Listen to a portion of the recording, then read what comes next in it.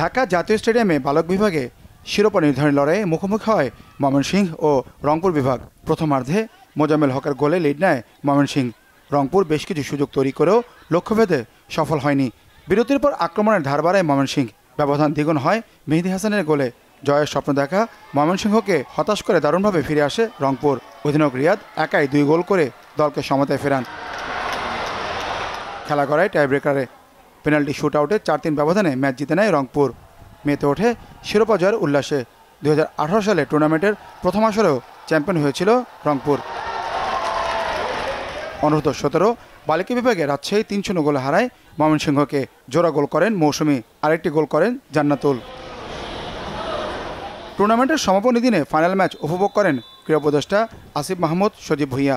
তিনি বলেন, বয়সভিত্তিক ফুটবলের আরও মানোন্নয়নে পরিকল্পনা করছে ক্রীড়া মন্ত্রণালয়। সংস্কার করা হবে দেশের অব্যবহৃত স্টেডিয়ামগুলোর। আমরা এইসব বিষয়গুলো নিয়ে বাফুফের সাথে কাজ করছি। আমরা চেষ্টা করব, কতটুকু করতে পারবো জানি না, তবে অদূর ভবিষ্যতে অবশ্যই আমরা আশা করি যে এই যে জানান দীর্ঘদিন ধরে খেলা হয় না, সেখানে একটা খেলা আয়োজন করতে গেলে ফ্লাডলাইট থেকে শুরু করে অনেক কিছু অব্যবহৃত থাকার কারণে স্টেডিয়ামগুলোর খুব নাজেহাল দশা।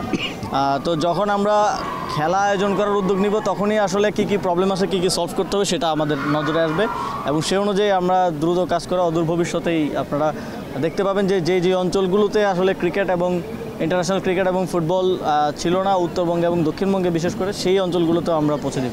বিভিন্ন ফেডারেশনে অ্যাডহক কমিটি গঠন নিয়ে সার্চ কমিটির কাজের ব্যাখ্যাও দেন ক্রীড়া উপদেষ্টা। ব্যর্থতার দায়ে সমালোচিত বাংলাদেশ ফুটবল দলের কোচ হাভিয়ার কাবরেরা। তাকে রাখা না রাখা বাফুফের দায়িত্ব বলেন তিনি। আমি ফুটবলের এক্সপার্ট না এবং ফুটবলের কাঠামোর সরাসরি দায়িত্বে আমি নেই, সুতরাং এই বিষয়ে আমার মন্তব্য করা ঠিক হবে না।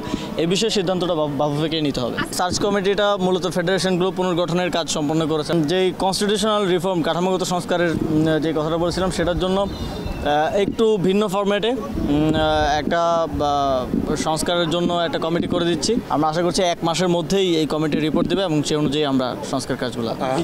ফাইনাল শেষে বিজয়ী দলগুলোর হাতে চ্যাম্পিয়ন ট্রফি তুলে দেন ক্রীড়া উপদেষ্টা। মানিক মাহমুদ, বাংলা ভিশন, ঢাকা।